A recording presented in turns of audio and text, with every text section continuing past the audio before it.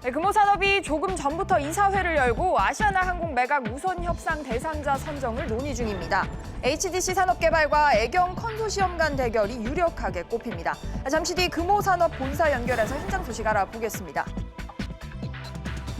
네, 홍남기 경제부총리가 올해 세금 수입이 당초 정부 전망치에 미치지 못하는 세수 결손 가능성을 처음으로 인정했습니다. 부동산 시장 과열을 이유로 종합부동산세 인상카드를 추가로 빼들지 관심이 쏠립니다. 네, 분양가 상한제 대상 지역 발표 이후 서울 강남에서 처음으로 분양된 아파트가 올해 최고의 청약 경쟁률을 기록했습니다. 특히 르엘대치는 최고 461대 1의 경쟁률을 보였는데 시세 차익 기대감이 반영된 것으로 풀이됩니다. 공동주택 바닥재 성능을 검증하는 사전인증 제도가 앞으로 더 강화됩니다. 층간소음으로 인한 이웃 다툼을 줄이기 위한 조치입니다. 이상 이 시각 주요 뉴스입니다.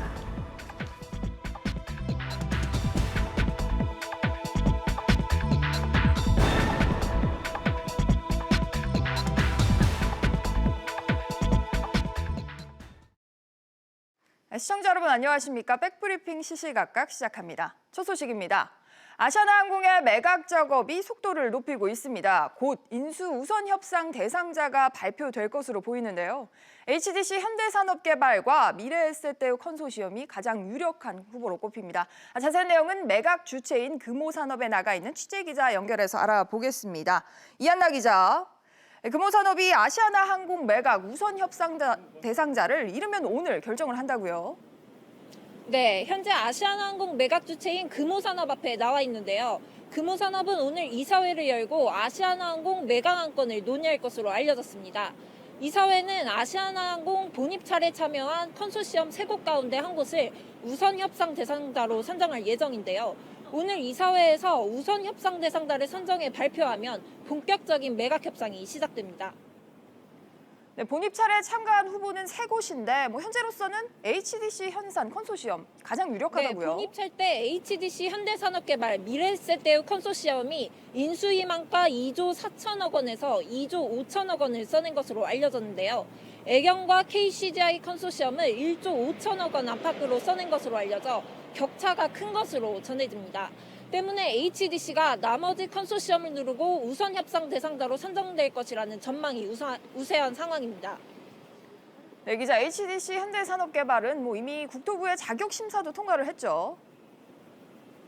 네, 그렇습니다. HDC 현대산업개발 컨소시엄과 애경 컨소시엄 두 곳이 국토교통부의 항공운송업 대주주 적격성 심사를 통과했습니다.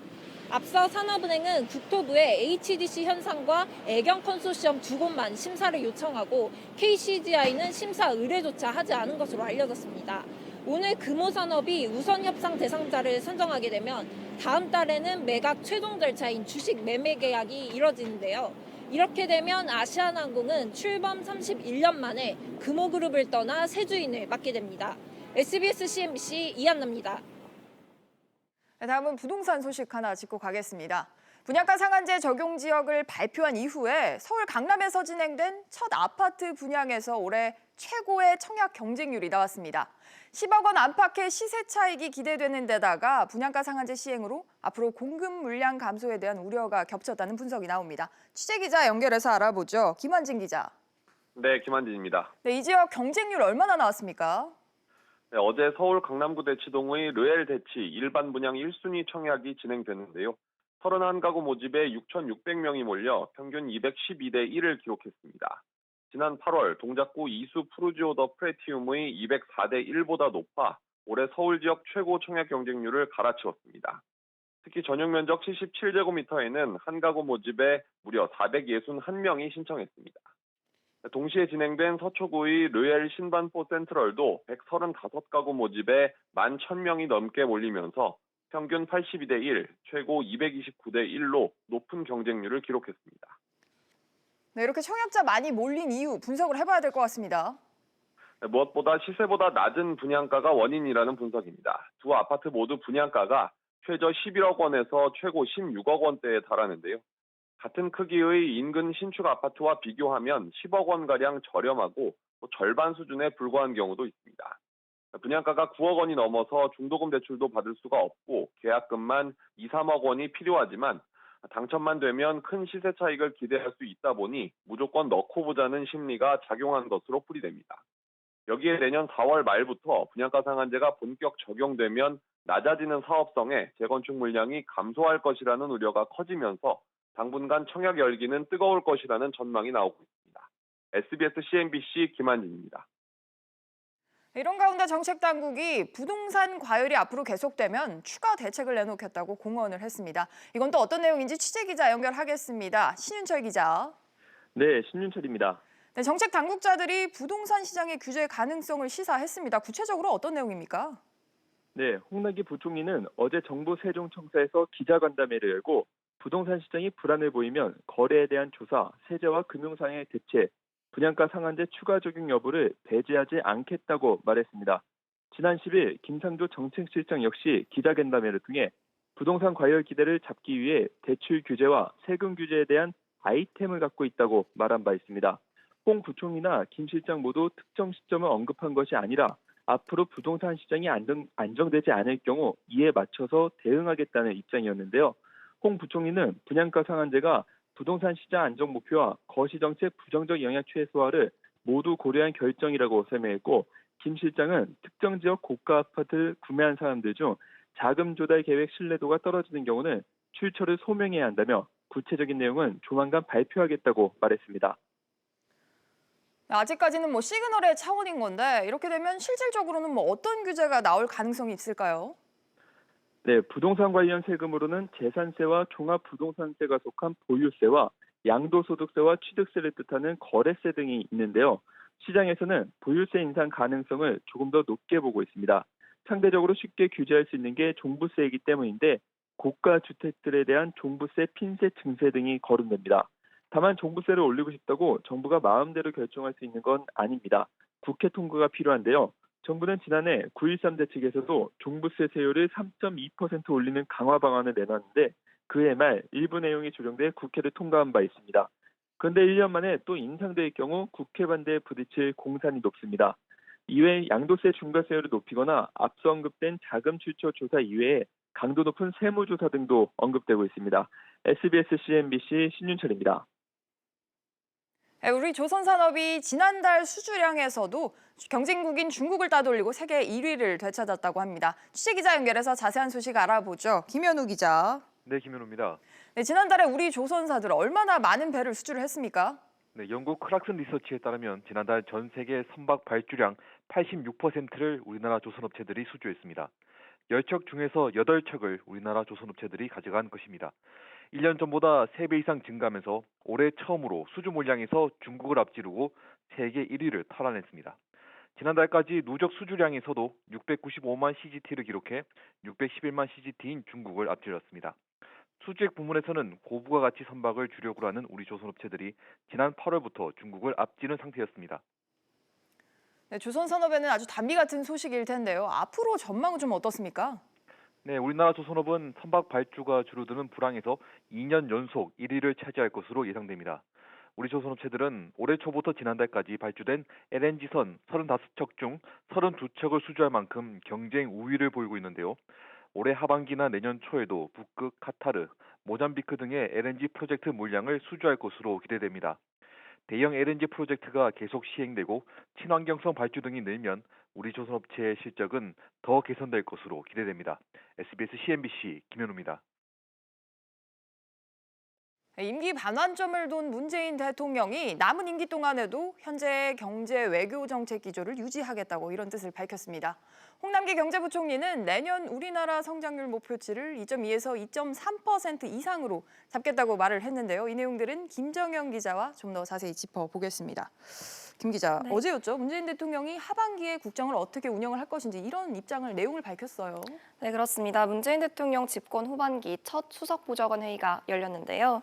문 대통령은 지난 2년 반을 과거를 극복하고 새로운 미래로 나아가는 전환의 시간이었다고 자평했습니다. 네. 또 남은 임기에 대해서는 이 경제, 남북관계, 공정개혁 등 국정 전반에서 지금과 같은 기조를 이어가겠다는 의지를 밝혔습니다. 들어보시죠. 네.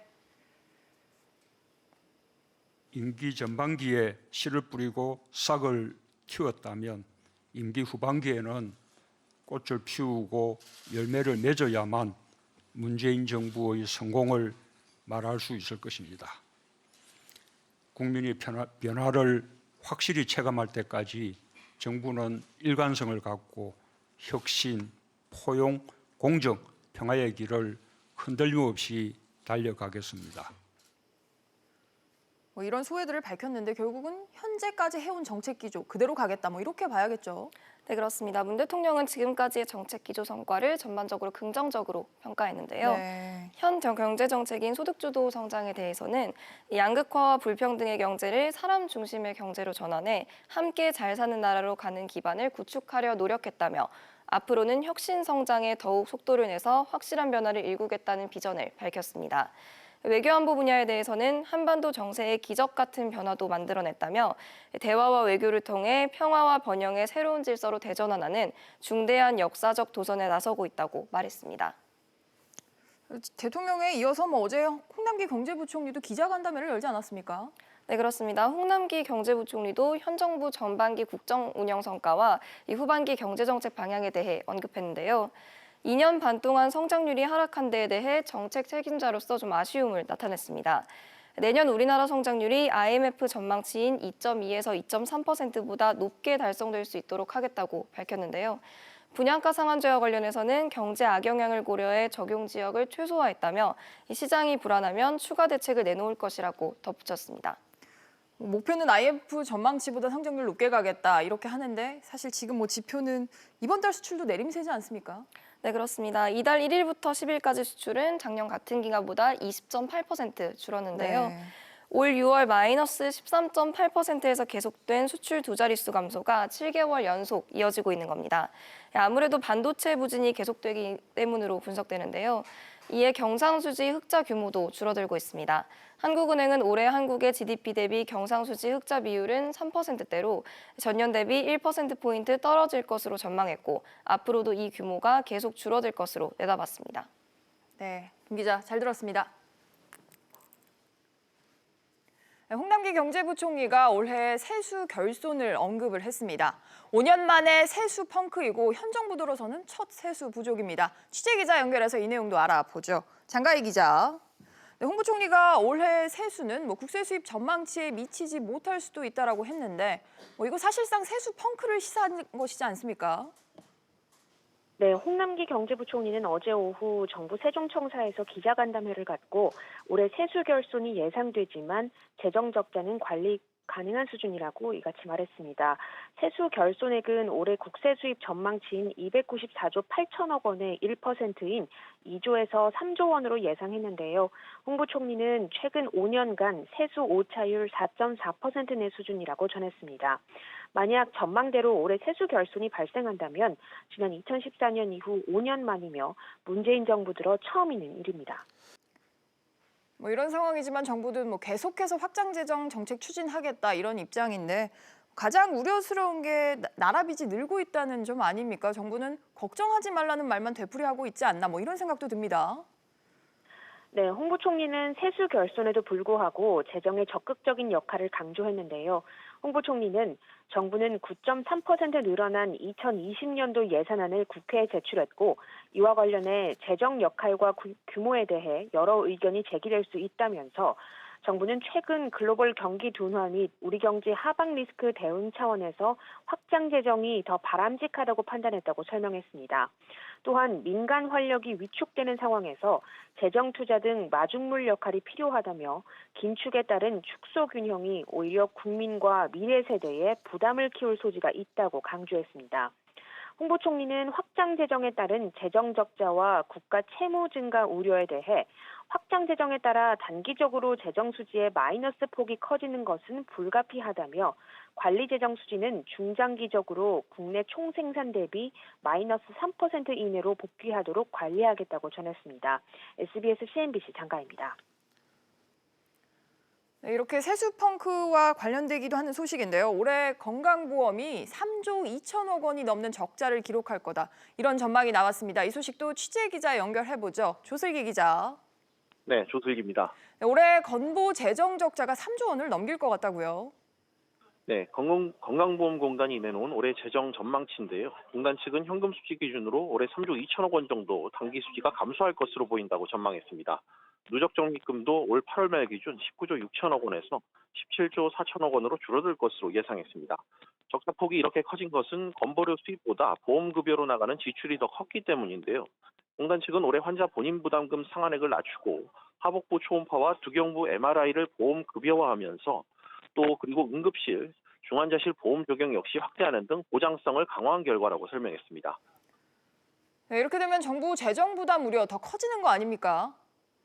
맞습니다. 작년 1,700억 원 적자를 기록하며 7년 연속 이어온 흑자 행진에 마침표를 찍었던 이 건강보험 당기 수지는 올해 2년 연속 적자가 유력합니다. 공단 측은 이 건강보장 강화 대책에 따라 계획된 범위 내에 이 발생한 적자라며 우려할 상황은 아니라고 강조했는데요. 앞서 보건복지부가 내놓은 1차 국민건강보험 종합계획에도 건강보험 보장성 정책으로 이 기간 건보 재정이 연속 적자를 기록할 걸로 전망했습니다. 복지부는 당기 수지 적자가 이어지면서 작년 20조 6천억 원이 누적 수지 흑자 규모가 2023년에는 11조 원대로 줄어들 걸로 내다봤는데요. 다만 이 문재인 케어가 완료되는 2022년뿐 아니라 1차 건강보험 종합계획이 끝나는 2023년 이후에도 이 누적 적립금은 10조 원대 수준을 유지하겠다고 밝혔습니다. SBS CNBC 조슬기입니다. 요즘 주 52시간제 확대 적용하면서 이른바 칼퇴하시는 직장인분들 많을 것 같은데요. 이렇게 주 52시간제를 적용하고 있는 300인 이상 기업 10곳 가운데 6곳이 불편함을 느끼는 것으로 조사가 됐습니다. 구체적인 내용은 취재기자 연결해서 알아보겠습니다. 권세욱 기자. 네, 권세욱입니다. 네, 주 52시간제 적용 기업들이 현행 제도에 적응을 하고 있다고는 하는데 불만은 여전하다고요. 네. 대한상인은 주 52시간제를 시행하고 있는 300인 이상 기업 200여 개를 대상으로 실태를 조사했는데요. 대기업과 중견기업 10곳 가운데 9곳이 적응하고 있다고 답했습니다. 다만 주 52시간제를 시행하고는 있어도 불안감은 컸습니다. 10곳 가운데 4곳 가까이는 근로시간 유연성이 없다는 불만을 제기했습니다. 또 10곳 가운데 2곳 이상은 근로시간이 빠듯하다고 답했습니다. 기업들이 이렇게 불만 갖는 거 구체적인 이유는 뭡니까?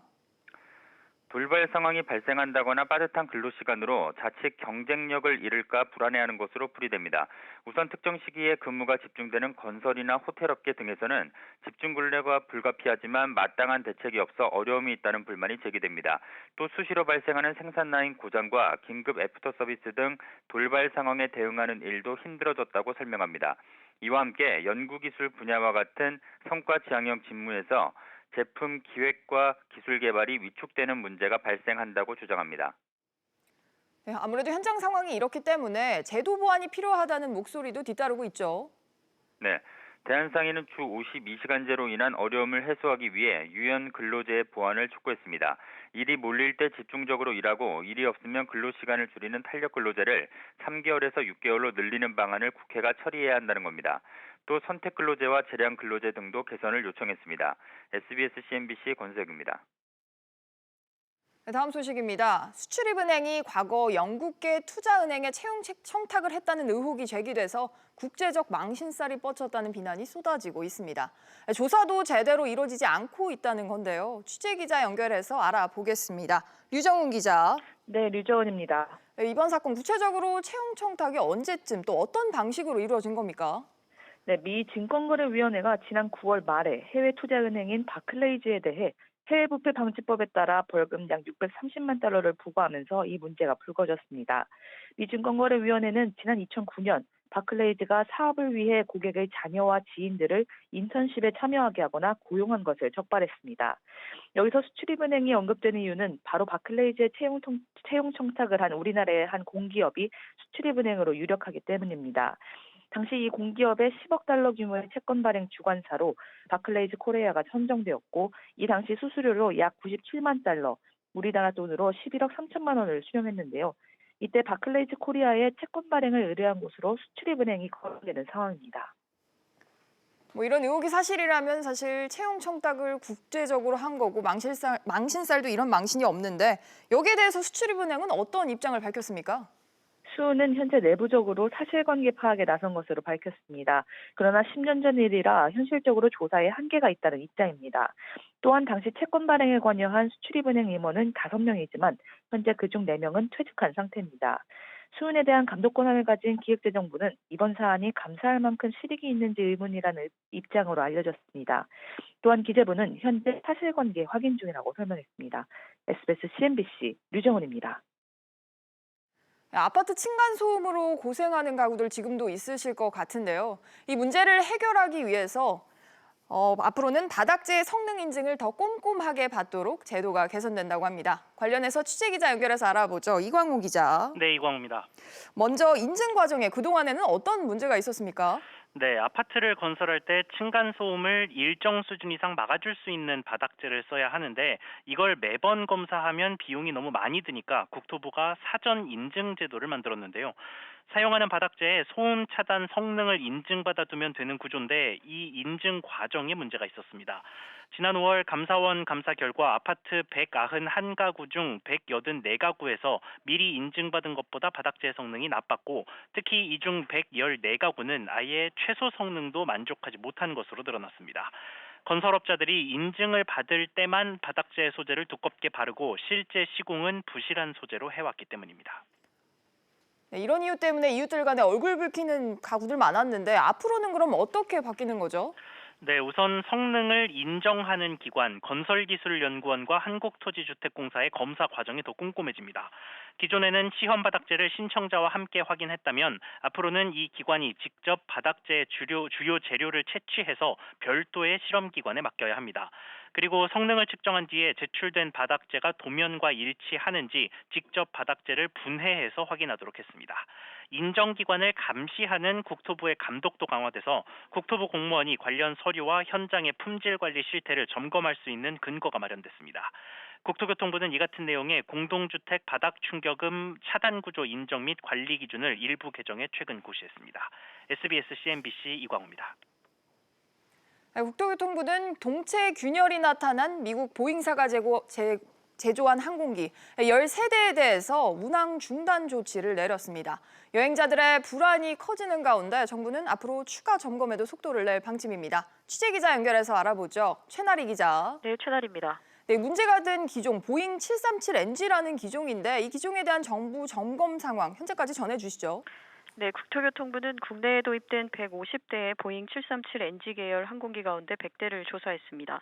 이 중 13대에서 동체 균열이 확인돼 즉시 운항 중지 조치를 내렸습니다.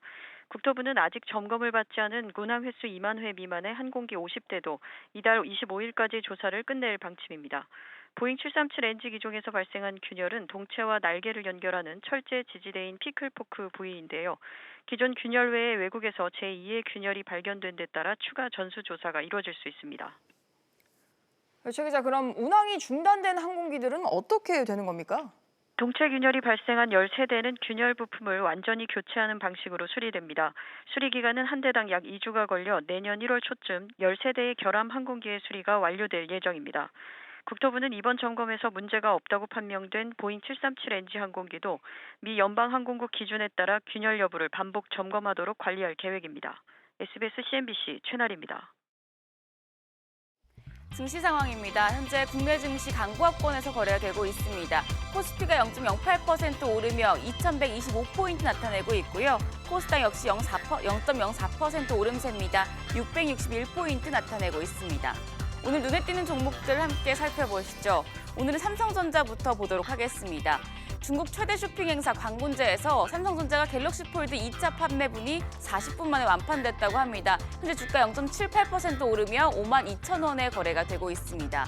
그런가 하면 아시아나항공은 인수우선협상 대상자를 발표를 앞두고 관련주들이 강세를 보여주고 있는데요. 아시아나항공 11% 급등하고 있고 현대산업개발이 2.79%, 애경산업이 2.05% 오름세를 보여주고 있습니다. 오늘 하락하는 종목으로 한국전력이 있습니다. 감전력청과 감옥후드 가스부가발전 25년 전력 판매 계약을 체결을 했다고 하지만 현재 주가는 떨어지고 있습니다. 0.73% 내림세를 보이며 27,100원에 거래되고 있습니다. 지금까지 증시 상황이었습니다. 문재인 대통령의 임기가 반환점을 돌았습니다. 물컵에 비유하면 이제 절반 정도 남은 건데요. 앞으로 남은 2년 반을 여러분은 어떻게 보십니까? 물이 반이나 남은 걸까요? 아니면 반밖에 안 남은 걸까요? 여러 경제 지표들이 긍정적인 상황은 아닙니다만 그래도 우리 반이나 남았다. 아직은 더 할 수 있다라고 생각하는 게 그래도 희망 있는 미래를 살아가는 데는 더 도움이 되지 않을까 생각합니다. 뉴스 마칩니다. 고맙습니다.